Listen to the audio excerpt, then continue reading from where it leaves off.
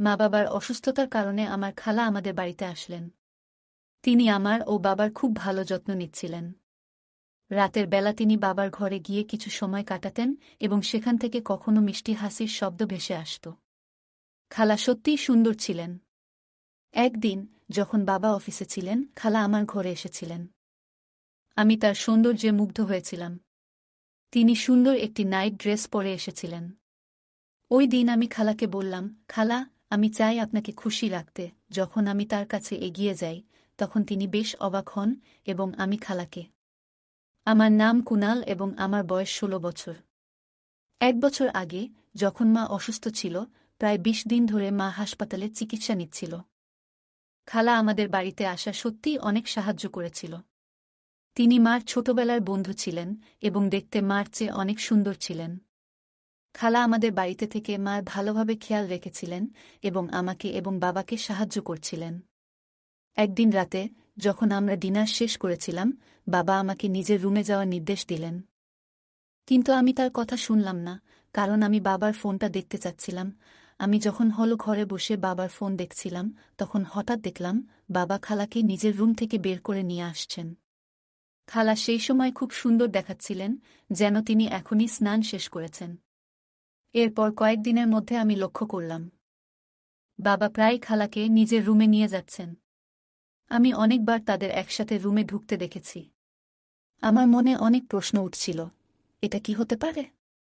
মা তো বিছানায় অসুস্থ এবং আমি তার খারাপ অবস্থায় খুবই চিন্তিত ছিলাম। মা তখন বিছানায় শুয়েছিল, নানা ধরনের ওষুধ খাচ্ছিল। সেই দিন রাতে আমি যখন বাবার রুম থেকে কিছু অদ্ভুত শব্দ শুনলাম, তখন আমি চুপচাপ নিজের রুমে চলে গেলাম। আমার মন খুব অস্থির হয়ে উঠেছিল, কিন্তু আমি কিছুই বুঝতে পারছিলাম না। একদিন রাতে আমি হোল ঘরে বসেছিলাম, কারণ আমি জানতাম যে খালা কিছুক্ষণের মধ্যে বাবার রুম থেকে বের হবেন। আমি তাই অপেক্ষা করছিলাম। অনেক সময় পর খালা বাবার রুম থেকে বের হলেন এবং খুব ক্লান্ত লাগছিল। তার শাড়ি কিছুটা অগোছালো এবং পুরো শরীর ঘামে ভেজা ছিল। তিনি কোনো কিছু না দেখে একদম চুপচাপ নিজের রুমে চলে গেলেন। আমি ভাবলাম, খালা বাবার রুমে কেন গিয়েছিলেন? তাই আমি ধীরে ধীরে তার পিছনে গিয়ে তার রুমে ঢুকে পড়লাম। যখন আমি খালার রুমের দরজা খুললাম, তখন তিনি আমাকে দেখে একটু অবাক হলেন। তিনি এতই ক্লান্ত লাগছিলেন যে যেন আর কোনো শক্তি ছিল না। খালা দরজার দিকে তাকাতে গিয়ে আমাকে দেখে একটু চমকে উঠলেন। আমি খালাকে প্রশ্ন করলাম, তুমি বাবার রুমে কি করছিলে? আর সেখান থেকে যে অদ্ভুত শব্দ আসছিল, সেটা কি ছিল? খালা কিছু বলতে যাচ্ছিলেন, ঠিক তখন পেছন থেকে বাবা আসলেন। বাবা আমার কাঁধে হাত রেখে বললেন, কুনাল, রাত প্রায় ১২টা বাজে, তুমি এখনো কেন ঘুমাতে যাওনি? কেন তুমি এত অযথা প্রশ্ন করছ? ডিনার খাওয়ার পর তো আমি তোমাকে রুমে যেতে বলেছিলাম, তুমি তখন কেন হলে বসে আছো? বাবা খালাকে দেখে একটু হাসলেন এবং বললেন, সব কিছু ঠিক আছে, তুমি যাও, আমি কথা বলছি। আমি বাবার উপর রাগ হয়ে নিজের রুমে চলে গিয়েছিলাম। পরের দিন সকালে নাশতা করতে গিয়ে আমি বাবার সাথে কিছুই কথা বললাম না, কারণ তিনি রাতের বেলায় খালার সামনে আমাকে অযথা বকেছিলেন। খালা, যিনি সত্যিই খুব সুন্দর এবং মডেলের মতো, তার সামনে আমাকে রাগ করায় আমার খুব খারাপ লাগছিল। তখন খালা আমার পাশে এসে দাঁড়ালেন এবং আমার মাথায় হাত বুলিয়ে শান্তভাবে বললেন, কুনাল, তুমি তো আমার ছেলে মতো, আমি জানি তোমার মন খারাপ হয়ে গেছে। রাতের বেলায় বাবা তোমাকে রাগ হয়েছিল, তাই তোমার মুড খারাপ হয়েছে। পরে খালা বাবার দিকে তাকিয়ে বললেন, কুনাল এখন বড় হচ্ছে, তার সাথে এমনভাবে কথা বলা উচিত নয়। বাবা তখন একটু নতমুখে খালার দিকে তাকিয়ে বললেন, হ্যাঁ, তুমি ঠিক বলেছ। খালা বাবাকে বলার পর আমি অনুভব করলাম কিছুটা শান্তি, কারণ বাবা নিজেই আমাকে সবার সামনে মাফ চেয়েছিলেন। তারপরে আমি বাবাকে মাফ করে দিয়ে হাসতে হাসতে নাশতা করলাম। বাবা মায়ের জন্য নাশতা প্রস্তুত করে চলে গেলেন অফিসে। পরে যখন বাবা অফিস চলে গিয়েছিলেন, আমি আর খালা একে অপরের সাথে কিছু সময় কাটাতে শুরু করলাম। খালা নিজের রুমে চলে গিয়েছিলেন এবং কিছু সময় পর আমি নাশতা শেষ করে তার রুমে গিয়েছিলাম। যখন আমি খালার রুমের দরজা খুললাম, তখন সে আমাকে দেখে একটু অবাক হয়ে দাঁড়িয়েছিল। সে তার চুল শুকাচ্ছিল এবং তার গাউনটি তার সৌন্দর্য আরও উজ্জ্বল করে তুলেছিল। খালা খুবই রূপবতী ছিলেন, সে আমাকে সজাগভাবে দেখছিল। তারপর বললেন, কুনাল, তুমি বাইরে কেন? আমার রুমে ঢুকতে চাইলে ভেতরে এসো। তোমাকে বাইরে দাঁড়িয়ে থাকতে হবে না। এটা ছিল এক অদ্ভুত মুহূর্ত, কারণ যখন আমি তার রুমে ঢুকলাম, তখন তার সৌন্দর্য আমার চোখে আরও আকর্ষণীয় মনে হচ্ছিল। খালার সামনে দাঁড়িয়ে তার সৌন্দর্য উপভোগ করা আমার জন্য এক ভিন্ন অভিজ্ঞতা ছিল।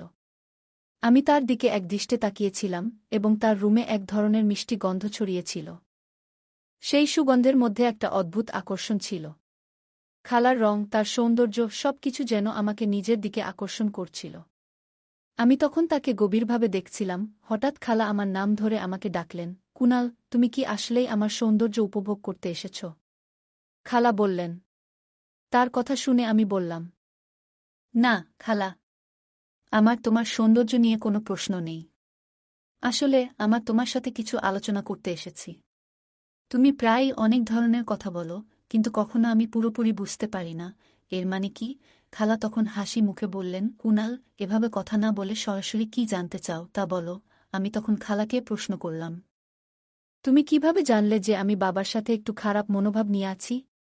আমি তোমার সাথে এ ব্যাপারে কথা বলতে চেয়েছিলাম। খালা হেসে কাছে আসলেন, আমার মাথায় হাত বুলিয়ে বললেন, কুনাল, আমি তো তোমাকে জন্ম থেকে জানি। তোমার স্বভাব আমি ভালোভাবে বুঝি। মাঝে মাঝে তুমি ছোট ছোট ব্যাপারে খুব ভাবো, আবার বড় বড় বিষয়গুলো সহজে এড়িয়ে যাও। খালার কথা শুনে আমি অবাক হয়ে গেলাম, কারণ সে আমাকে আরও ভালোভাবে জানত, যা আমি নিজেই জানতাম না।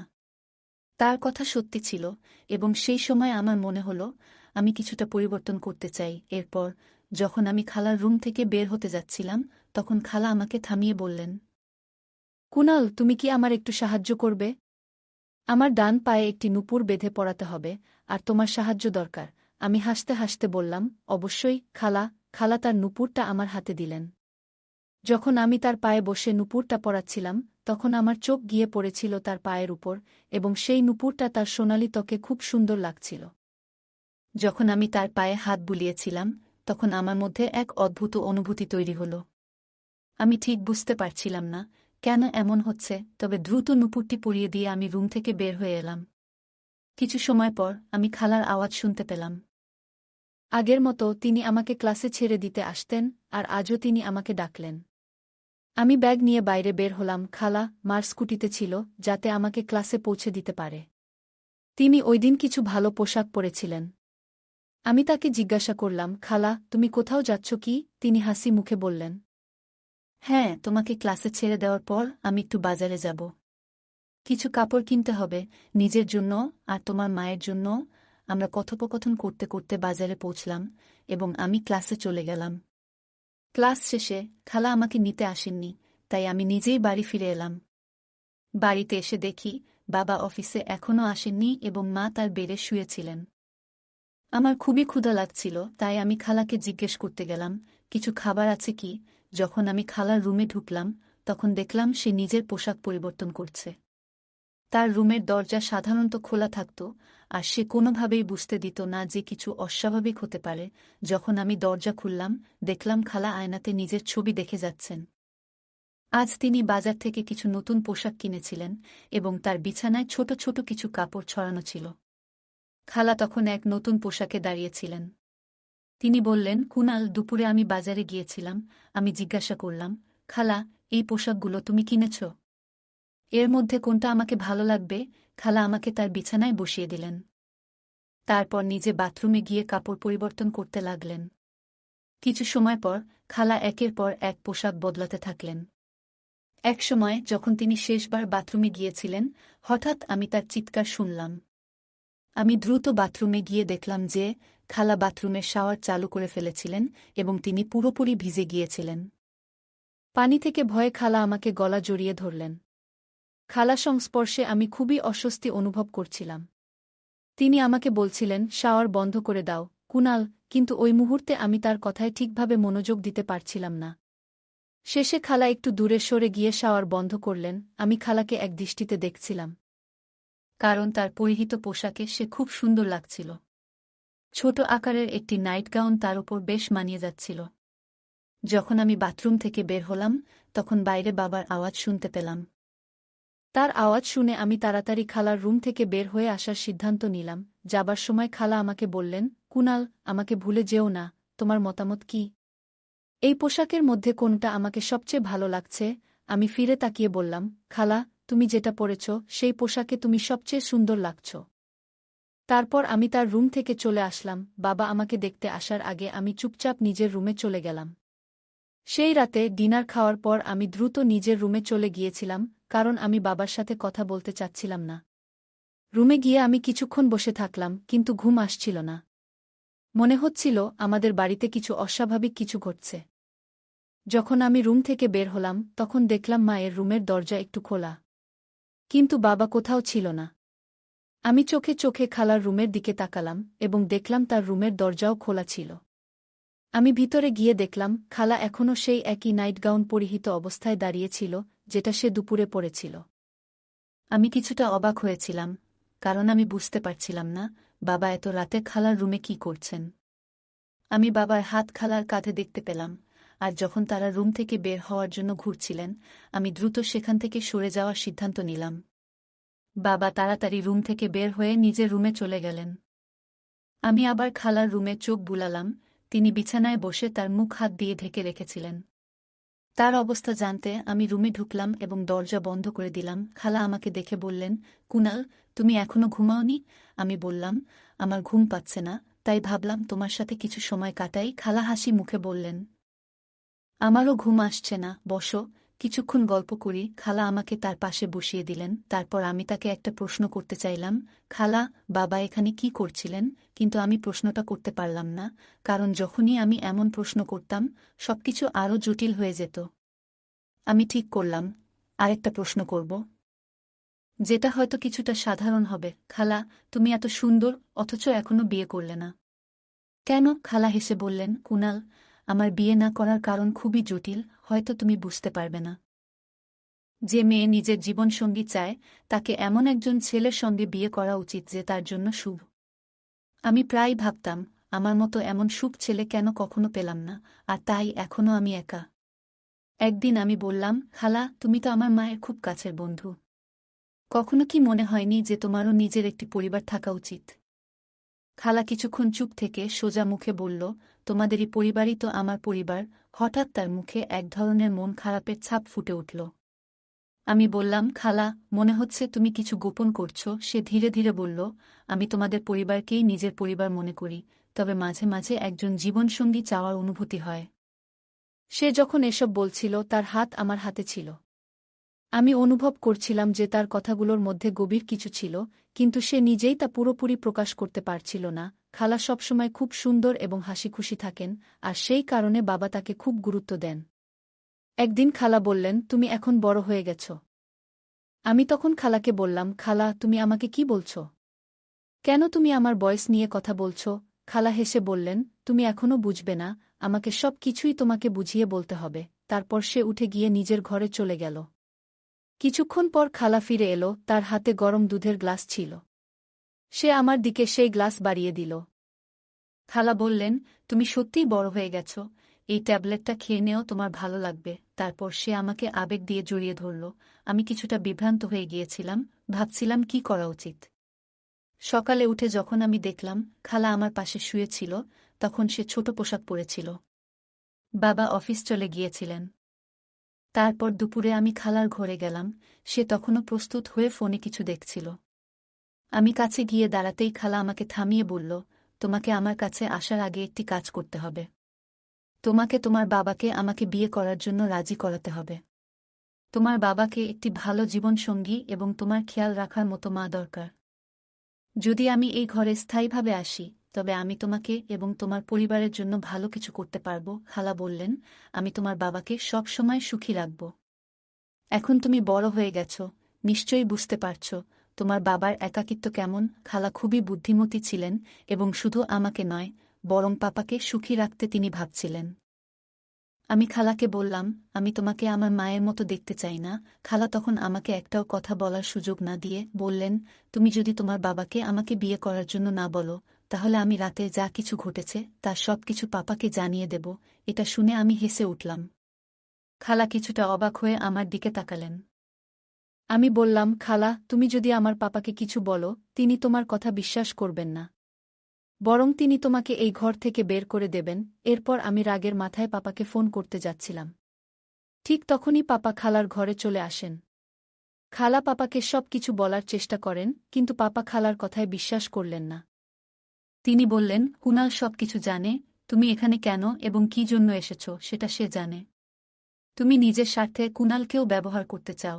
আমি বারবার পাপা ও খালাকে একসাথে দেখছিলাম। একদিন আমি পাপা থেকে জিজ্ঞাসা করলাম, তুমি খালার সঙ্গে ঘরে কি করো? তখন পাপা বললেন, খালাকে রাতের জন্য তার মায়ের পোশাক পরাতে সাহায্য করে। রাতের অদ্ভুত শব্দ ছিল যা আমার মা থেকে আসছিল, কারণ তিনি খুবই কষ্টে ছিলেন। খালা ছিল আমার মায়ের কাছের বন্ধু, কিন্তু খালার পাপার প্রতি এক ধরনের একতরফা ভালোবাসা ছিল, আর সেজন্যই সে আজ পর্যন্ত বিয়ে করেনি। আমার মা এবং খালা খুব ভালো বন্ধু ছিলেন, কিন্তু পাপা কখনোই খালার আসল উদ্দেশ্য মাকে জানাননি। যাতে তাদের বন্ধুত্ব নষ্ট না হয়, খালা কখনোই এই কথা ভাবেনি যে তার বন্ধুর অসুস্থতার সুযোগ নিয়ে সে কিছু নিজের জন্য নিতে পারে। কিন্তু মায়ের অবস্থা দিন দিন খারাপ হতে থাকলে খালা এক চক্রান্ত রচনা করেছিল, যাতে পাপাকে বিয়ে করার জন্য চাপ দিতে পারে। কিন্তু যখন পাপা বিয়েতে রাজি না হলেন, তখন খালা আমাকে ফাঁসাতে শুরু করল।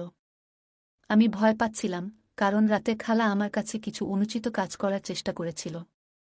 সেই কারণে আমি পাপাকে ফোন করে সব জানিয়ে দিলাম। পাপা আমাকে শান্ত করে বললেন, কুনাল, খালা তোমার সঙ্গে কিছু করেনি। তার ভালোবাসা আমার জন্যই ছিল, আর সেই জন্যই সে তোমাকে ফাঁসানোর চেষ্টা করেছে। কিন্তু আমি তাকে সেটা করতে দিইনি। পাপা খুবই বুদ্ধিমত্তার সঙ্গে আমাদের পরিবারকে রক্ষা করেছিলেন। খালা, যিনি তার বন্ধুর অসুস্থতা নিয়ে পাপার প্রতি ভালোবাসা দেখাচ্ছিল, কিন্তু পাপা কখনোই মায়ের কঠিন সময়ে খালাকে পাশে নেননি। তিনি মায়ের সঙ্গে ছিলেন এবং বন্ধুত্বের আসল মানে দেখিয়েছিলেন, যে বন্ধুত্ব বুড়ো সময়ে একে অপরকে সমর্থন দেয়, নিজের স্বার্থে ব্যবহার না করে। গল্পে খালা এবং মায়ের মধ্যে বন্ধুত্বের প্রসঙ্গ একটি গুরুত্বপূর্ণ শিক্ষা দেয়। খালা মায়ের ঘনিষ্ঠ বন্ধু ছিলেন, কিন্তু সেই বন্ধুত্বের আড়ালে তিনি নিজের স্বার্থসিদ্ধির চেষ্টা করেছেন। এ থেকে আমরা বুঝি যে প্রকৃত বন্ধুত্ব কখনো কারও অসুস্থতা বা দুর্বলতার সুযোগ নেয় না। বন্ধুত্বের ভিত্তি হল বিশ্বাস, সহানুভূতি এবং নির্লোভ সম্পর্ক। যখন আমরা কোনো বন্ধুর দুর্বল অবস্থায় তাকে সাহায্য করি, তখন সেই সম্পর্ক আরও গভীর হয়। কিন্তু খালার আচরণ দেখায় যে কৃত্রিম বন্ধুত্ব কেবল স্বার্থপরতাকেই প্রতিফলিত করে। পিতা তার অসুস্থ স্ত্রীর পাশে ছিলেন এবং পরিবারের বন্ধন রক্ষা করার জন্য যা যা দরকার তা করেছেন। এটি আমাদের শেখায় যে পরিবারকে রক্ষা করতে হলে দায়িত্বশীল হতে হবে। পিতার এই আচরণ পরিবারের প্রতি ভালোবাসা এবং দায়িত্ববোধের একটি দৃষ্টান্ত। জীবনের প্রতিকূল সময়ে পরিবারের প্রতি অটল থাকা, সম্পর্ককে রক্ষা করা এবং সঠিক কাজটি করা আমাদের নৈতিক দায়িত্ব। গল্পে কুনাল এবং পিতা উভয়ের চরিত্র দেখায় যে প্রতিকূল পরিস্থিতিতেও কিভাবে মানসিক শক্তি ধরে রাখা যায়। পিতা খালার অভিযোগের মুখে ধৈর্য এবং বুদ্ধিমত্তা দিয়ে পরিস্থিতি সামলেছেন, যা একটি গুরুত্বপূর্ণ শিক্ষা। এই গল্পটি আমাদের জীবনের নৈতিকতা, সততা এবং সম্পর্কের প্রতি দায়বদ্ধতার গুরুত্ব শেখায়। জীবনে সত্যকে আঁকড়ে ধরা, অন্যায়কে প্রতিরোধ করা এবং সীমারেখা মেনে চলা একটি মূল্যবান শিক্ষা। গল্পটি দেখায় যে প্রতিকূল পরিস্থিতিতে কিভাবে সঠিক সিদ্ধান্ত নিতে হয় এবং জীবনের নৈতিক আদর্শ বজায় রাখতে হয়। বন্ধুরা, যদি এই গল্পটি ভালো লেগে থাকে, তাহলে দয়া করে ভিডিওটি লাইক করুন এবং আমাদের চ্যানেলটি সাবস্ক্রাইব করুন। পাশে থাকা বেল আইকনটি প্রেস করুন, যাতে করে আমরা যখনই নতুন ভিডিও আপলোড করি, তার নোটিফিকেশন সবার আগে আপনার কাছে পৌঁছে যায়। ধন্যবাদ, দেখা হবে আমাদের পরবর্তী ভিডিওতে।